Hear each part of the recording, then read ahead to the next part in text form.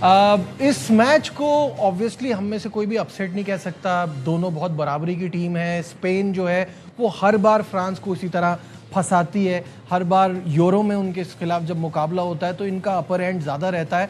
But इस world cup में जिस तरह की फुटबॉल फ्रांस खेल रहा था, वो जो फ्री फ्लोइंग फुटबॉल थी, वो जो अटैकिंग फुटबॉल थी, जो वो सबसे सुपीरियर नज़र आ रहे थे, कल उनका दिन नहीं था। और नीडलेस टू से डिजर्विंग विक्ट्री यहाँ स्पेन की, बिकॉज जिस तरह से उन्होंने टैकल किया, जिस तरह से वो खेले, जो उनकी स्ट्रैटेजी थी, जो प्लानिंग थी, वो कमाल थी। And there defence was unbreakable. मेरे साथ मौजूद हैं अली तैयब। अली इस बारे में क्या सोचते हैं, उनसे जानने की कोशिश करते हैं। अली, सबसे पहले ये बताइएगा, इसमें तो कोई सरप्राइज़ नहीं है कि ये फेवरेट थी फ्रांस की टीम। अपसेट नहीं कहेंगे बट शॉकिंग ज़रूर कहेंगे, क्योंकि जिस तरह से वो खेले हैं पूरे इवेंट में, कल Spain were just toing with them. बिल्कुल, जिसको आप बोलते हैं ना, बिल्कुल आउट मनूवर किया है लुइस डे ला फॉन्टे ने डिडियर डेशॉ को। मतलब ऐसा लग रहा था आपको कि फ्रांस के पास प्लान बी नहीं है।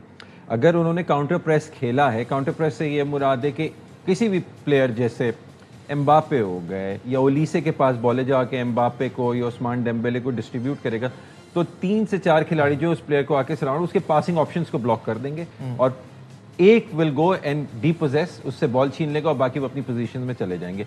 आप क्योंकि फ्री फ्लोइंग फुटबॉल खेलते हैं, आप थ्रू पासेस खेलते हैं, मतलब अक्रॉस द पिच खेल लिया, या आपने जिसको स्क्वायर पासेस खेलते हैं, वो सारे कट ऑफ किए। देखिए मिडफील्ड बैटल था। रॉड्री अगेन, जिसको हम बोलते आ रहे हैं, वो क्यों world player of the year 2024 में हुआ था, उसी की परफॉर्मेंसेस जो उसने कल दिखाई वही थी जिसकी वजह से स्पेन ने, फ्रांस उस वक्त भी बड़ी रिजिलियंट फ्रांस थी एंड उस वक्त भी France was the favourite to topple Spain. लेकिन क्या वो स्पेन ने उस वक्त भी उनको आउट मनूवर किया? 2-1 से वो मुकाबला जीते थे, यहाँ 2-0 जीते। लुइस डे ला फॉन्टे ने जो है बिल्कुल अपने टैक्टिक्स से जो है फ्रांस को बिल्कुल नलिफाई कर दी। आप देखें ना, 2 shots on target total France के रहे, आपको कोई ऐसी अटैकिंग उनकी नजर नहीं आई कि एम्बापे मेकिंग दोस रन। एक और भी तो चीज़ है ना अली, ये बड़ा मैटर करता है कि पूरे इवेंट में अब तक उनका हर टीम पे अपर हैंड रहा। उन्होंने कभी पीछे से आगे बढ़ने का वो मौका ही उनको नहीं, किसी और टीम ने ऐसा खेला ही नहीं ना उनके साथ। तो कल वो इस प्रेशर में आ गए। And we all know Spain की जीत उनके डिफेंस से होती है। तो जब इनिशियली वो पहला गोल पेनल्टी पे हो गया, तो डोंट यू थिंक कि फ्रांस थोड़ा अंडर प्रेशर आ गया उससे? तो ऑब्वियसली होगा। देखिए बात ये होती है कि ये टीमों को पता होता है कि they can go down, anything can happen, penalty हो जाए, प्लेयर सेंट ऑफ हो जाए, उसकी भी ट्रेनिंग होती है, उसका भी होता है। बात कभी नॉकआउट्स में फ्रांस पीछे से आगे नहीं आया। हाँ, पीछे नहीं आ पाते ना, प्रेशर इतना होता है। देखिए conceding 2 goals in the entire tournament और फिर कंसीडिंग 2 गोल्स टू स्पेन, ठीक है, इन अ स्पैन ऑफ लाइक एक हाफ और उससे कुछ आगे, तो प्रेशर बिल्ड अप हो गया।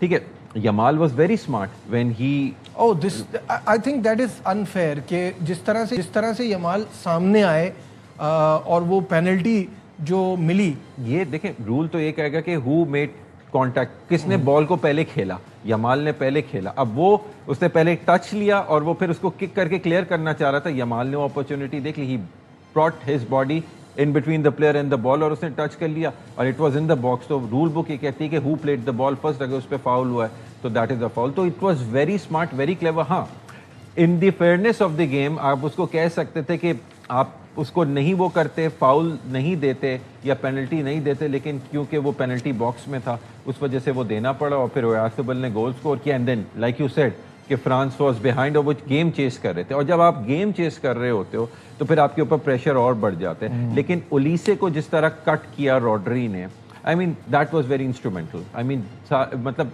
बहुत अच्छी परफॉर्मेंसेस ऑन द, जिसको बोलते हैं ना, राइट बैक और लेफ्ट बैक, मार्क कुकुरेया और पेड्रो पोरो, उन्होंने जो यमाल को सपोर्ट किया। और आपने यमाल की भी कल परफॉर्मेंस देखी, he was making those runs. उसने एक गोल भी किया जो ऑफसाइड हो गया था, तो which means he was very active.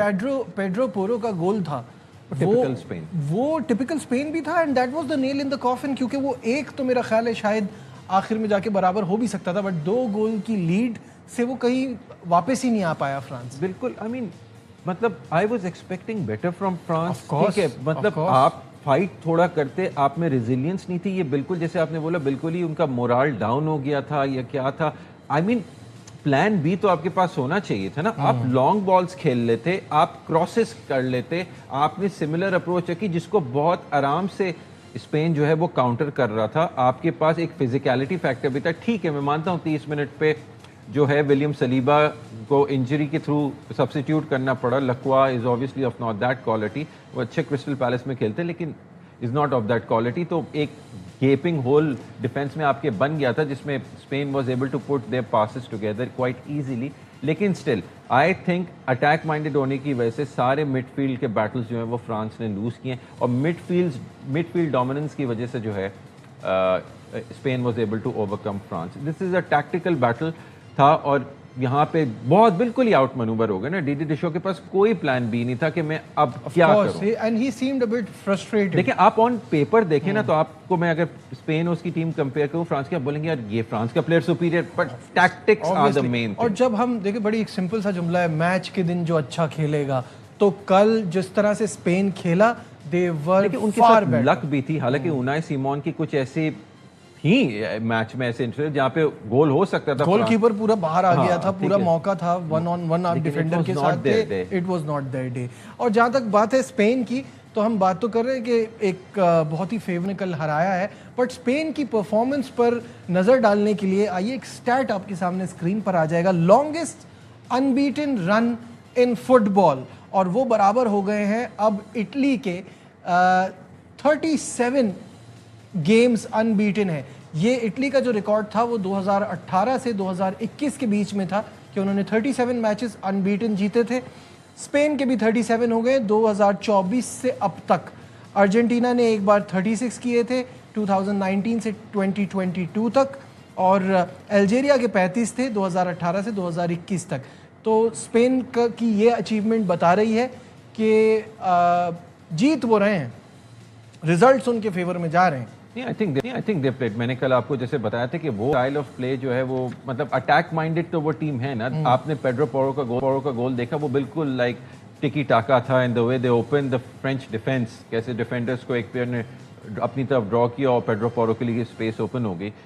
एक डिफेंडर जो है वो अटैकिंग पोजीशन में था। हालांकि पेड्रो पोरो की आप बात करें तो is a good defender, place for Tottenham Hotspur, but वो लेवल नहीं है, बिल्कुल भी नहीं सही है। तो लेकिन the way they play they make every player look great. उसके बाद फिर आपने देखा मिकेल मरीनो को भी उन्होंने लेकर आए थे। ज़ाहिर है मिकेल मरीनो एक अलग डायमेंशन प्रोवाइड करते हैं, उसकी जरूरत नहीं थी। यू वुड से कि perhaps Belgium wala game was more tough for Spain than the France. Than this one. This one to right from the word even go. The Portugal one. Even the Portugal True. also put up a very this good one right from the word go. France pressure में रहा और उससे वापस नहीं आ पाया. But incredible victory for Spain.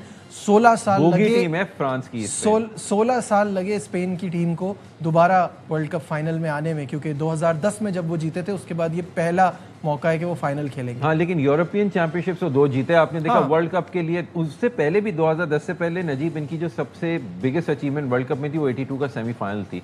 तो अगर England जीत जाती है अपना सेमीफाइनल अर्जेंटीना, ये दोनों टीमें जो अपने दूसरे टाइम वर्ल्ड कप जीतने के लिए कोशिश कर रही होंगी। बिल्कुल ठीक है, लेकिन हम let's not get ahead of ourselves. आज एक बड़ा 2 राइवल्स के बीच में मुकाबला है।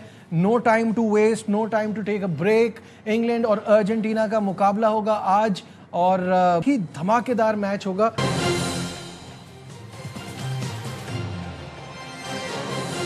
Glad to have you back once again to Sports Room। Ali के साथ हम बात कर रहे हैं आज के इस दूसरे सेमीफाइनल को लेके, और जिसमें जैसे कि हमने अभी पैकेज में भी आपको बताया कि 2 राइवल टीम्स टकरा रही हैं, अर्जेंटीना और इंग्लैंड। इनका आपस में कोई फुटबॉल को लेके ताल्लुकात इतने अच्छे नहीं हैं।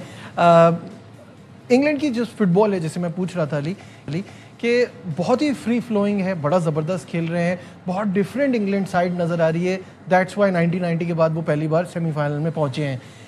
लेकिन अभी भी उनके डिफेंस में क्वेश्चन मार्क है। तो आपके ख्याल में क्या बैक 4 फाइनल क्या होगा? देखिए, जेरल कॉन्सा तो मैक्सिको वाले मैच में 2 गेम सस्पेंशन रेड कार्ड की वजह से। तो राइट बैक के ऊपर जो इनकी फर्स्ट चॉइस राइट बैक है रीस जेम्स, वो उनकी फिटनेस को लेके अभी भी डाउट्स हैं, उनको रिस्क ना किया जाए। तो ऑब्वियसली यू वुड बिलीव कि आप जेट स्पेंस को खिलाएंगे उसमें, जो कि पिछले मैच में नॉर्वे के खिलाफ अच्छा खेले थे। उसके बाद फिर जॉन स्टोन्स की बहुत अच्छी रही थी जो मैन सिटी के डिफेंडर, और क्या कहते हैं मार्क गेही, वो भी मैन सिटी के। इनको होगा या एजरी कॉन्सा को डालेंगे, ये देखना पड़ेगा। लेफ्ट पे तो मैन सिटी के निको एराइली, तो मैनचेस्टर सिटी काफ़ी डिफेंस को देख रहा है इंग्लैंड के। उसके अलावा क्या कहते हैं ये टॉमस टूकल ने बिल्कुल भी जो है वो नहीं थे खुश। उन्होंने ये बोला भी एक मीडिया इंटरव्यू में कि लेकिन वो इंटरव्यू की वजह से कंट्रोवर्सी बन गई अली। जूड बेलिंगम से उनके थोड़े से ताल्लुकात थोड़े हिल गए हैं। हाँ, इसको हैरी केन ने आके जस्टिफाई करने की बहुत कोशिश की, ऐसा नहीं वो तो, लेकिन देखिए आपके खिलाड़ी दो मैचेस में लगातार 2 गोल स्कोर करके आ रहे हैं। अगर मैनेजर ने ये बोल दिया कि I am not happy with the performance, तो ही मींस कि ही वाज एक्सपेक्टिंग मोर। जो इंस्ट्रक्शंस वो दे रहा था वो नहीं, इसका मतलब वो क्रिटिसाइज। आपने जाके जूड बेलिंगम से सवाल कर लिया कि मैनेजर ये कह रहे हैं, एक बंदा पम्प्ड अप है, मैन ऑफ द मैच है, 2 गोल्स करके, उसने जो बात बोली है जिसकी वजह से थी कि he has not played that game at this level, उसको क्या पता। तो ये बात आप अपने बॉस मैनेजर के बारे में, उसके बाद बहुत ज़्यादा कंट्रोवर्सी इंग्लिश मीडिया में, कोई मीडिया की साइड ले रहा है तो कोई प्लेयर की साइड ले रहे हैं, बट ये तो इंग्लिश मीडिया में चलता रहता है, ये तो उनका इंग्लिश मीडिया में तो ये बहुत कुछ होता है। आज अगर कोई कंट्रोवर्सी हो जाएगी तो वो किस तरह वो होगा। सो